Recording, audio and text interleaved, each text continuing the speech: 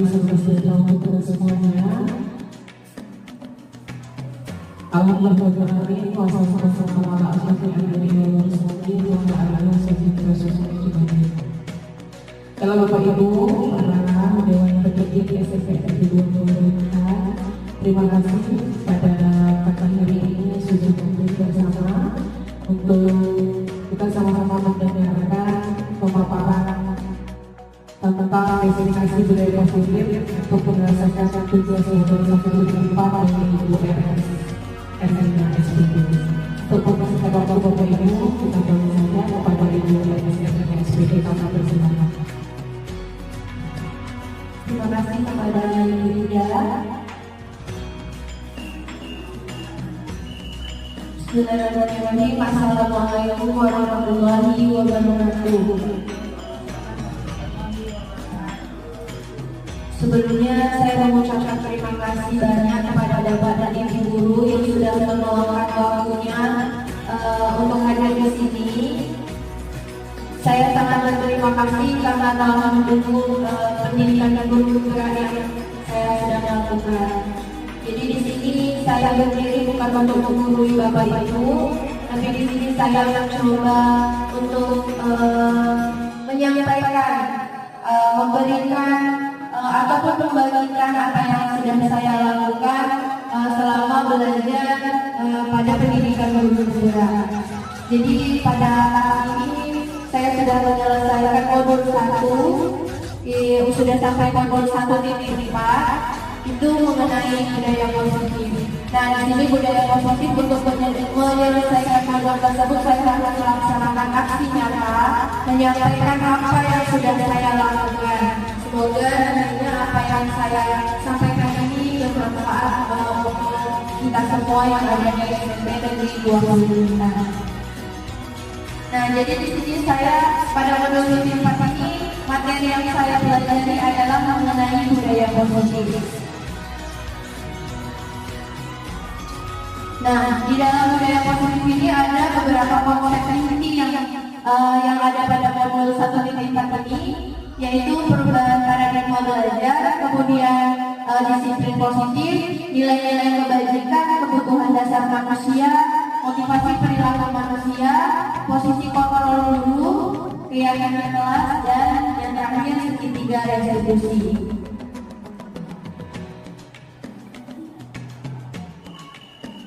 Nah, yang ingin saya sampaikan yaitu mengenai pembelajaran dengan paradigma baru. Mungkin ini sudah familiar untuk kita karena sekarang kita sudah kurikulum merdeka, di mana setiap siswa itu belajar selalu berpusat, selalu dituntut untuk berpusat kepada siswa, tidak lagi kepada guru. Jadi belajar itu dari siswa untuk siswa, di mana di sini peran guru hanya sebagai penuntun, sebagai fasilitator untuk mempermudah apa yang sedang dipelajari siswa.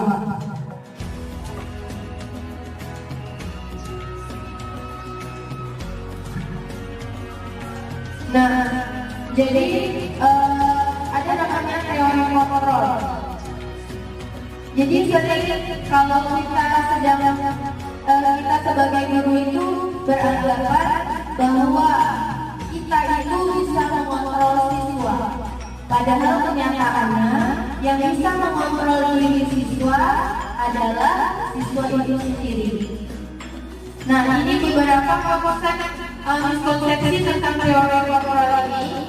Yang pertama, ilusi guru mengontrol murid. Jadi kita yang saya sampaikan tadi beranggapan bahwa siswa itu bisa tanpa kontrol. Maksudnya gimana? Contohnya gini, ketika ada seorang siswa, kita meminta siswa untuk jangan melakukan sesuatu. Misalnya dia datang terlambat, kita bilang besok jangan terlambat lagi ya. Kemudian besok dia tidak terlambat. Kalau menurut Bapak Ibu, kira-kira yang bisa mengontrol dia untuk tidak terlambat kita atau dirinya sendiri? Nah, benar ya Bapak Ibu. Jadi sebenarnya yang bisa mengontrol siswa itu adalah dirinya sendiri, bukan kita. Jadi kita terlalu berasumsi bahwa siswa itu harus begini, begitu. Kita berharap siswa begini, begitu, inilah yang terbaik, yang ini enggak baik. Nah, seperti itu. Boleh kita sampaikan pendapat kita kepada siswa, tapi sebenarnya yang bisa mengontrol diri siswa itu adalah siswa itu sendiri. Kemudian ilusi bahwa semua kekuatan positif, efektif, dan bermanfaat. Maksudnya kekuatan positif ini misalnya kita menekan siswa untuk tidak terlambat. Kemudian kita meminta siswa besok jangan terlambat lagi ya. Nah, seperti yang saya sampaikan tadi, kita meminta siswa bahwa terlambat itu sebenarnya kan sesuatu yang tidak baik. Kita bilang ke siswa, kita mengontrol siswa. Jadi kalau misalnya kita mengontrol siswa, siswa itu kita ada perasaan marah kepada siswa. Marah yang berlebihan, beranggapan bahwa siswa itu harus melakukan apa yang kita lakukan. Padahal dalam disiplin positif, arti disiplin di sini sebenarnya bukan taat peraturan seperti yang kita anggap. Misalnya ada peraturan bahwa siswa yang mengikuti peraturan itu dianggap bahwa siswa itu disiplin. Tetapi disiplin positif ini maknanya adalah sebagai belajar. Kita memberitahu dia, kita membimbing dia. Kalau misalnya dia belum bisa, besok dikasih tahu lagi. Seperti itu Bapak Ibu. Kemudian ilusi bahwa kritik dan membuat rasa bersalah mampu menguatkan karakter. Nah, kalau saya sering melakukan ini. Sebenarnya ini salah. Misalnya saya bilang bahwa kamu ini terlambat terus, ibu kecewa sekali sama kamu. Kemudian dia merasa bersalah. Itu ternyata di dalam budaya positif tidak boleh seperti itu Bapak Ibu. Nanti selanjutnya akan saya jelaskan. Kemudian kunci bahwa orang dewasa berhak memaksa. Ini juga sering saya lakukan dan saya salah. Karena begini, saya kan sudah duluan melewati masa anak-anak. Kemudian kita memaksakan pengalaman yang kita alami, kita bawa ke anak-anak. Sedangkan pada zaman mereka, cara mereka itu berbeda memberitahu antara memberitahu kita yang dulu dengan anak yang sekarang. Seperti itu.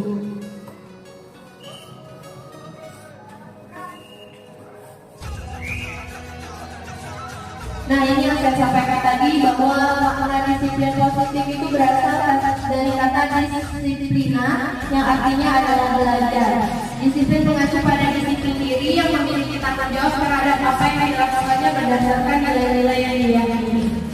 Disiplin positif merupakan salah satu cara penerapan disiplin yang bertujuan untuk menumbuhkan kesadaran serta memberdayakan peserta didik tanpa imbalan penghargaan atau reward, ancaman ataupun hukuman. Sebagai prinsip tujuan kita adalah menciptakan peserta didik yang memiliki disiplin diri sehingga mereka berperilaku mengacu kepada nilai-nilai kebajikan universal dan memiliki motivasi intrinsik dalam perubahan perilaku ke arah yang lebih baik. Jadi ini maksudnya adalah kita ingin mendisiplinkan siswa, tetapi bagaimana cara kita itu untuk menumbuhkan disiplin siswa itu dari motivasi intrinsik. Jadi dari dalam diri dia bahwa bagaimana caranya agar dia sadar sesuatu itu harus dilakukan ataupun tidak dilakukan. Jadi tugas kita di sini adalah membimbing siswa bagaimana dia itu memiliki kesadaran agar sadar akan perilakunya. Dan segala sesuatunya dia tahu apa yang harus dilakukan, yang baik yang mana, yang buruk yang mana.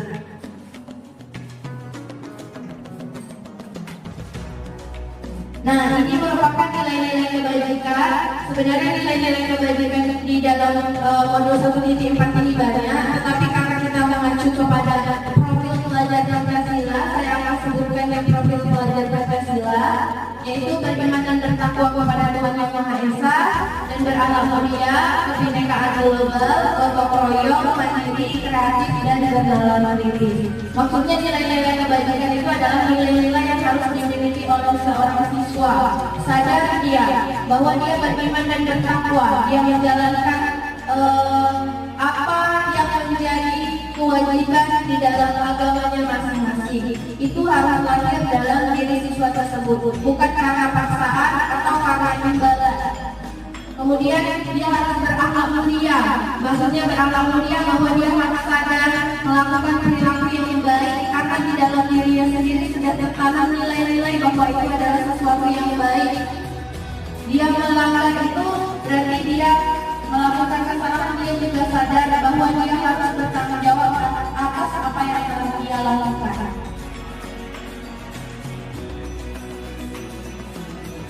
Kemudian ada kebutuhan dasar manusia. Jadi kalau kita misalnya berbuat sesuatu, pasti kita punya tujuan.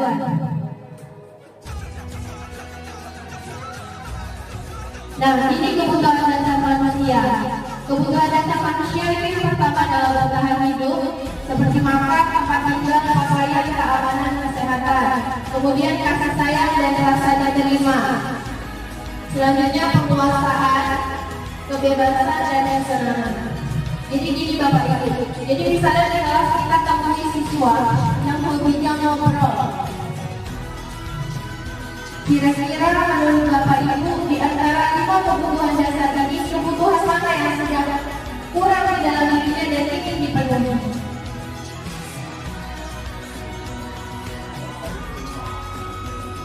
Mungkin kata Pak Eko merasa diterima. Kalau Bapak Ibu yang lain, kebebasan. Ada lagi yang lain yang jawabannya berbeda?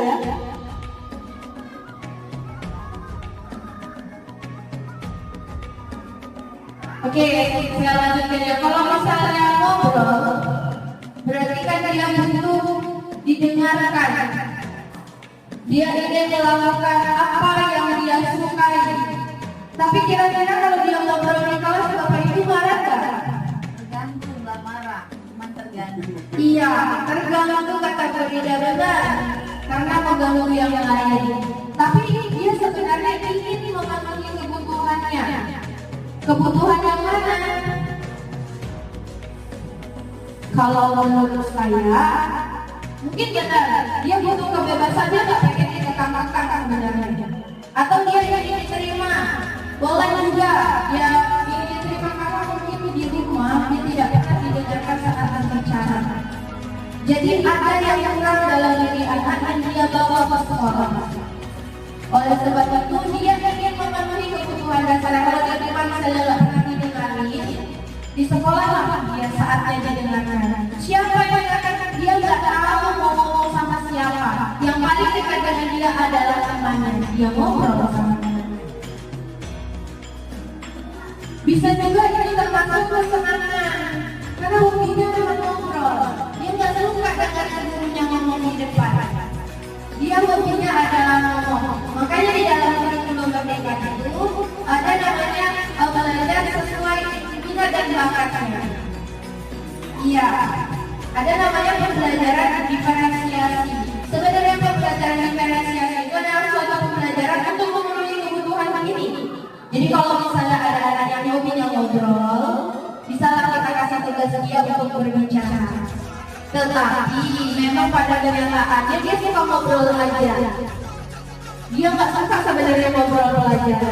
Nah, disinilah tugas kita bagaimana kita bisa mengarahkan seorang siswa atau siswa itu untuk dapat memahami tujuannya dan mengarahkannya ke arah yang lebih baik.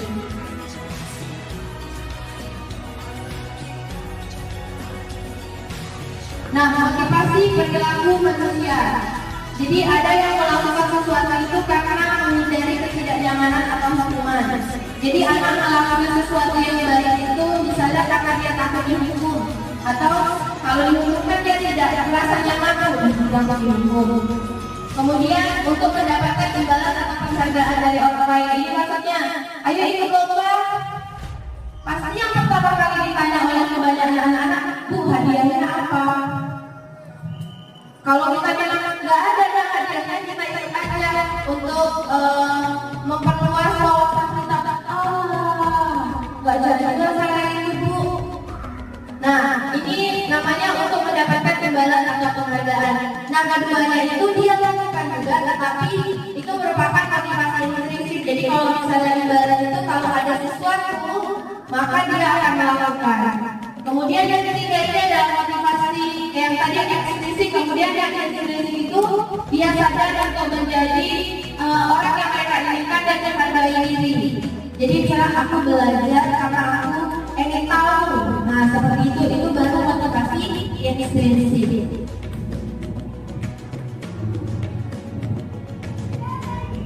Kemudian di sekolah, ini juga sering kita lakukan, terkhususnya saya. Misalnya memberikan hukuman kepada siswa. Ada namanya hukuman, ada namanya konsekuensi, ada juga namanya restitusi.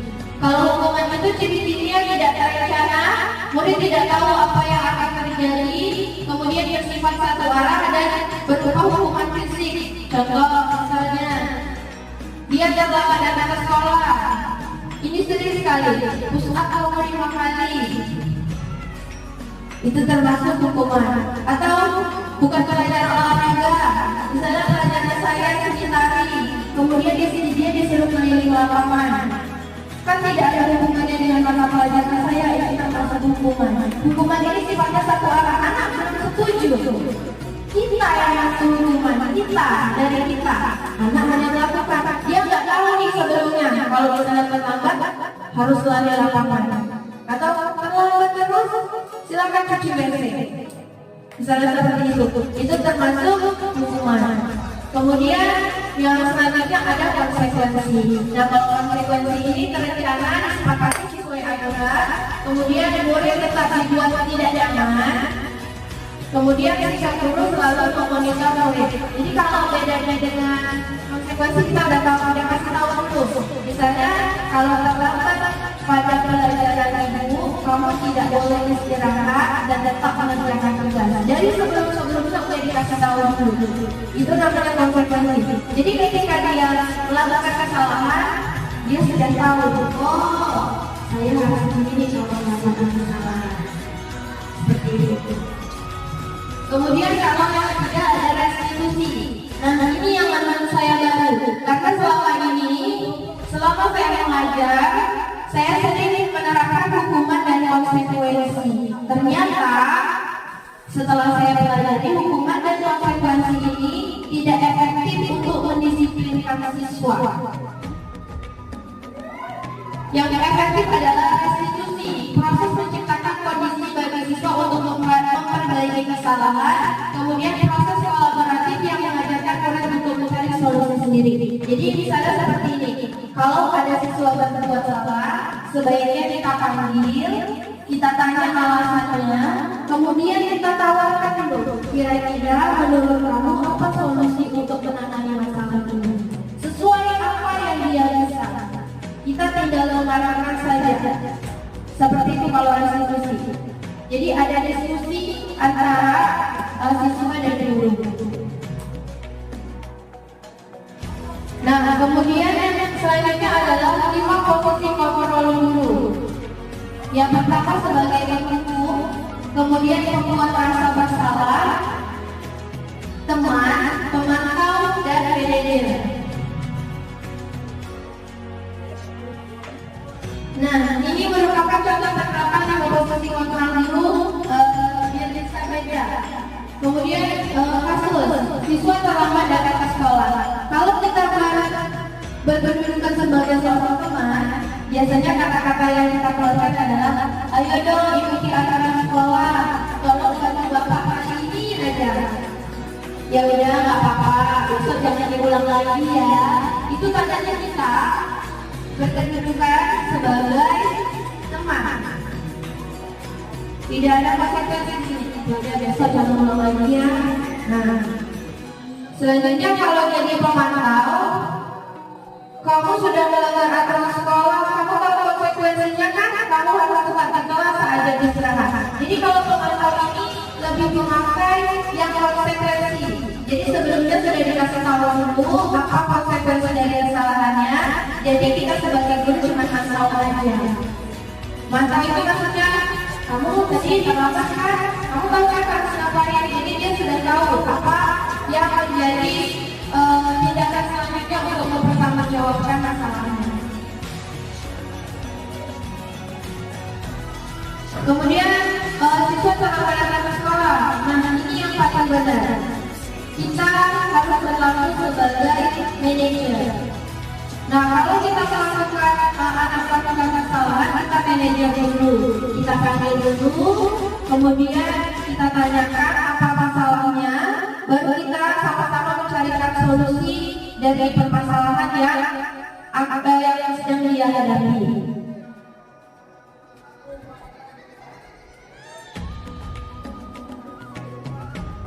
Nah, kalau melakukan permasalahan menggunakan manajer, ini yang saya lakukan adalah menggunakan segitiga restitusi. Jadi di dalam segitiga restitusi namanya yaitu ada validasi dulu, validasi kesalahan, kemudian menanyakan identitas, selanjutnya adalah menanyakan keyakinan kelas. Ini contohnya misalnya ada satu masalah. Dini dan Vero satu kelompok dalam tugas seni budaya. Namun ketika mendapat tugas menari kreasi, Vero tidak pernah datang untuk ikut latihan. Dini sudah selalu mengabari Vero, namun tidak pernah dibalas atau direspon.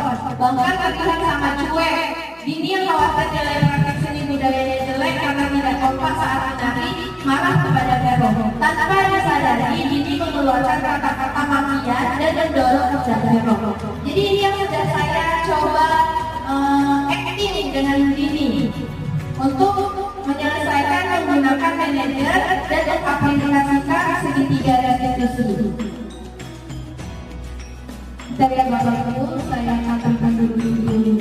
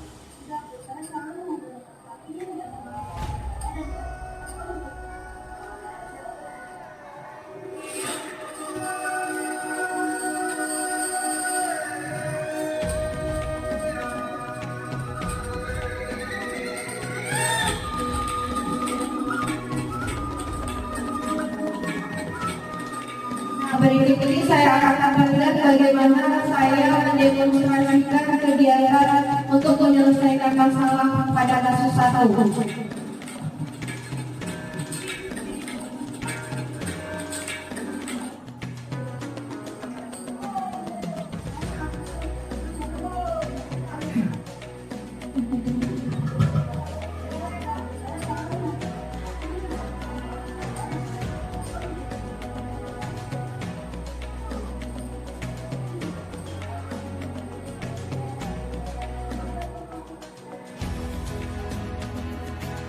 Suaranya nggak dengar, jadi saya jelaskan aja.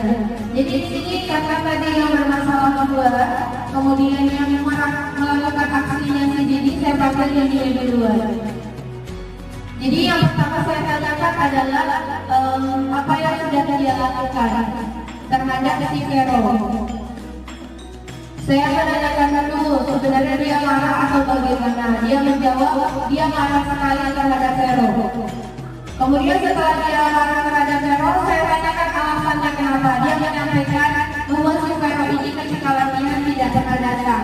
Saya sebenarnya apakah sudah dihubungi atau belum? Si Dini bilang sudah dihubungi, tetapi si Vero tidak merespon. Kemudian dia bilang bahwa dia itu sangat marah karena dia takut nilai kelompoknya bermasalah. Kemudian saya mengatakan kepada Didi bahwa marah adalah hal yang wajar. Saya menyampaikan kepada Didi bahwa apabila saya berada di posisi Didi, saya akan juga melakukan hal yang sama. Dan namanya marah itu wajar. Nah, ketika kita mencoba menstabilkan, itu namanya menstabilkan identitas. Kita menyetujui pertama kali apa yang dia lakukan. Kemudian selanjutnya saya menanyakan kembali apa yang sudah dia lakukan pada saat marah itu terhadap Vero. Dia bilang bahwa Didi memaki-maki Vero, kemudian dia juga mendorong pundaknya si Vero. Ketika saya menanyakan seperti itu, bahwa itu merupakan validasi tindakan yang salah. Saya tanyakan lagi kepada Didi, apakah yang dilakukan tadi itu merupakan sesuai dengan kesepakatan kelas atau kesepakatan sekolah? Didi mengatakan tidak. Itu tidak boleh dilakukan seharusnya. Didi mengakui bahwa dia salah melakukan hal itu. Itu merupakan validasi dari tindakan yang salah. Sebenarnya dia tahu kalau yang dia lakukan salah, tapi tetap dia lakukan. Kemudian selanjutnya saya mengatakan, mau nggak dia memperbaiki masalahnya? Kan dia sudah tahu ini salah, berarti harus dipertanggungjawabkan dan diperbaiki. Dia mengatakan mau. Dia mengatakan mau karena ini tidak sesuai dengan keyakinan atau nilai-nilai yang dia punya. Maksudnya adalah sesuatu itu tidak baik bagi dia. Dan dia mau melakukan dan memperbaiki masalah tersebut. Saya tanya lagi, bagaimana cara untuk memperbaikinya? Nah, di sini dia menyampaikan dia akan meminta maaf dan kemudian jika marah dia tidak akan memaki-maki orang lain. Dia akan lebih sadar. Di situ merupakan menandakan keyakinan kelasnya.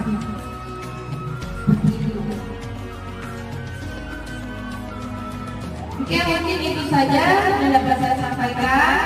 Saya persilakan kepada Bapak Ibu untuk jika ada yang ingin bertanya boleh mengajukan pertanyaan.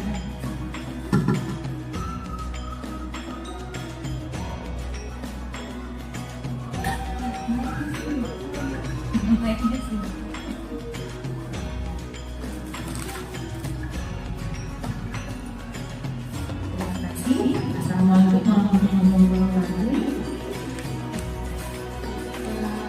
Yang telah disampaikan oleh Denis tadi ada sedikit yang masih ingin saya tanyakan.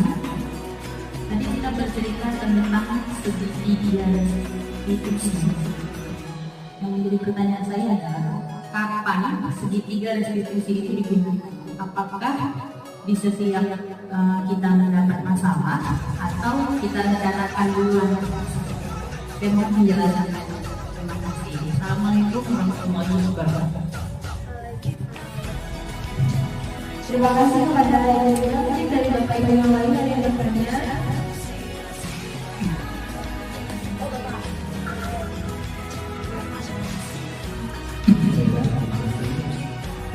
Tadi kita ini sangat luar biasa, banyak apa semua yang tadi keterangan teori kontrol yang mana tadi hanya bertentangan dengan konsep yang memaksakan kehendak guru visual dan sebenarnya kita bersama orang dewasa berhak memaksakan kehendak orang tua contoh. Tapi di satu sisi anak-anak ini kalau tidak kita arahkan dengan sedikit paksaan, mereka akan kayaknya kurang kesadaran dirinya. Mau tidak mau, kadang-kadang teori ini memang ada perlawanan. Ya, makanya untuk menampilkan sesuatu yang ideal itu sulit. Mungkin menurut Denis ada momen-momen seperti apa yang biasanya kita harus memaksakan kehendak kita guru atau orang tua anak supaya dia tidak salah jalan, supaya dia tidak berbuat kriminal atau berbuat salah yang lebih lagi. Gitu yang saya sampaikan. Terima kasih Bapak atas pertanyaannya. Mungkin satu lagi ya, Ibu Priscilla. Terima kasih Pak Denis atas penjelasannya. Sudah kita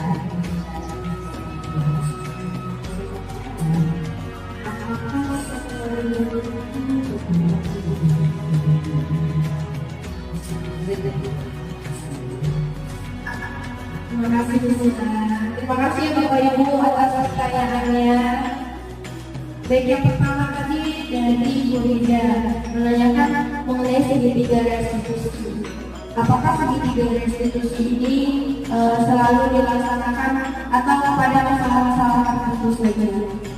Jadi sebenarnya segitiga restitusi dari mulai validasi, kemudian dan yang lain menstabilkan identitas, kita mengatakan bahwa marah itu wajar, kesal itu wajar, apa yang dilakukan itu adalah sesuatu yang wajar karena mereka memiliki tujuan tertentu. Kemudian yang kedua adalah menanyakan tindakan yang salah, dia sadar tidak tindakannya salah atau benar. Kemudian yang ketiga adalah tentang keyakinan kelas. Jadi keyakinan kelas itu adalah suatu kesepakatan di mana sudah ada nilai-nilai kebajikan yang ditanamkan kepada siswa. Jadi yang dilakukan ini sesuai dengan sama nilainya. Dan jadi penggunaan segitiga restitusi itu sebenarnya bisa digunakan pada semua masalah, terkhusus masalah-masalah yang memang tergolong berat. Jadi siswa dipanggil, misalnya dia sering terlambat, bukan satu atau dua kali lagi terlambat, itu kita bisa gunakan segitiga restitusi.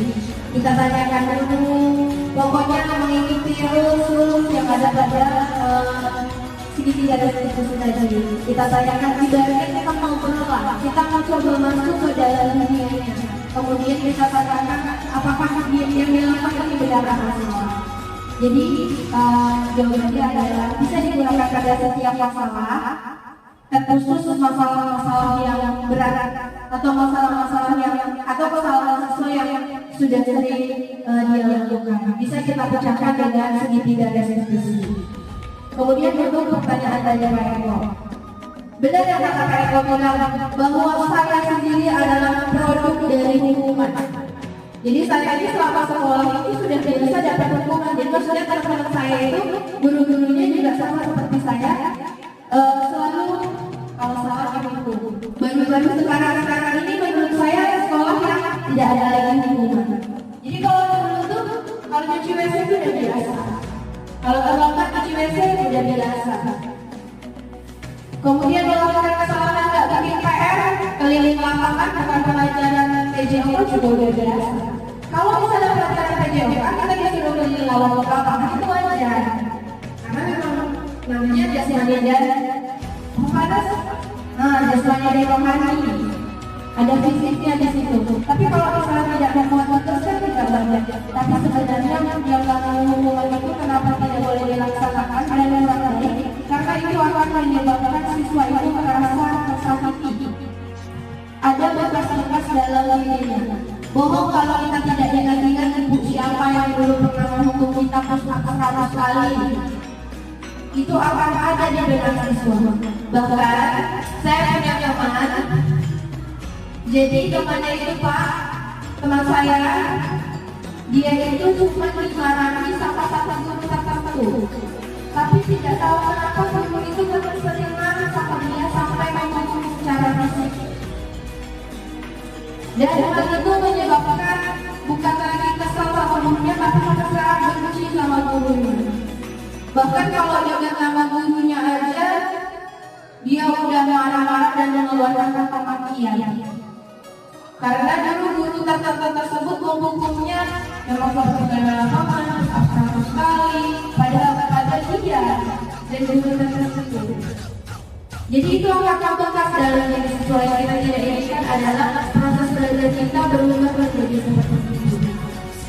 Benar juga kata Pak Eko bahwa saya juga setuju bahwa kan memang anak-anak itu kadang-kadang memang harus dikerasi. Enggak semuanya harus cara kita bicara. Menurut saya Pak, hubungannya seperti apa, yaitu cara kita komunikasi aja ke anak. Berbeda kalau misalnya sudah bawa terang aku enggak, misalnya tidak sopan kita tetap bangun itu memang tidak bisa karena sudah ada ketentuan mutlak. Cuman kan kalau kesalahan-kesalahan di sekolah namanya anak mendisiplinkan anak, itu kita sebaiknya harus menggunakan segitiga restitusi tadi Pak. Bahkan reward saja itu saya langsung sampaikan ke Misila ya, bahkan reward saja ini sebenarnya tidak boleh dilakukan karena akan menurunkan motivasi siswa yang lain sebenarnya. bagi siswa yang nilainya bagus kita kasih reward misalnya, itu semakin tinggi nilainya semakin bagus, tapi yang lain akan beranggap ibu itu aja pasti yang dikasih, aku kan gak bisa, dia yang bisa, dia yang dapat terus. Kemudian juga nanti tiba-tiba kita gak biasa kasih reward, kemudian kita gak kasih reward, dia juga akan kalah motivasinya. Mana mau hadiahnya? Gak ada lagi hadiahnya. Ya udahlah, nggak usah bikin, gak ada hadiahnya. Kita akan menimbulkan siswa tersebut merasa kurang motivasinya. Jadi yang kita harus timbulkan adalah motivasi yang berasal dari dalam diri kita, menyampaikan bahwa apa yang dia lakukan itu adalah sesuatu yang memang terbaik untuk dia tanpa mendapatkan imbalan. Kemudian reward seperti apa yang kira-kira baik, boleh kita kasih apresiasi. Misalnya dia tadi membantu orang, kita panggil, tadi kamu udah bantu bapak ini ya? Makasih ya, kamu hebat mau bantu bapak ini. Nah, kita boleh memberikan apresiasi seperti itu. Jadi dia sebenarnya senang juga kalau sudah diapresiasi apa yang sudah dilakukan. Seperti itu. Bukan bapak ibu saja, di sini saya juga sering melakukan kesalahan dengan memberikan reward. Setelah saya belajar, teman saya nanti. Seperti itu bapak ibu. Jadi itu ya Sila, tadi sebenarnya reward itu sebenarnya kurang baik, tidak dapat menumbuhkan motivasi intrinsik, tetapi mungkin bisa menumbuhkan motivasi ekstrinsik, motivasi yang berasal dari luar. Mungkin dari bapak ibu ada lagi yang ingin bertanya? Cukup? Oke, terima kasih bapak ibu dari segala diseminasi yang saya lakukan. Terima kasih sudah meluangkan waktunya. Demikian tadi Bapak Ibu, Bapak Ibu dari diseminasi budaya positif untuk menyelesaikan tugas yang satu kelas. Kita tunggu untuk tugas berikutnya. Terima kasih kepada Bapak Ibu yang sudah sama dengan Ibu dari SPT. Terlebih dahulu saya minta untuk berdoa untuk kemudian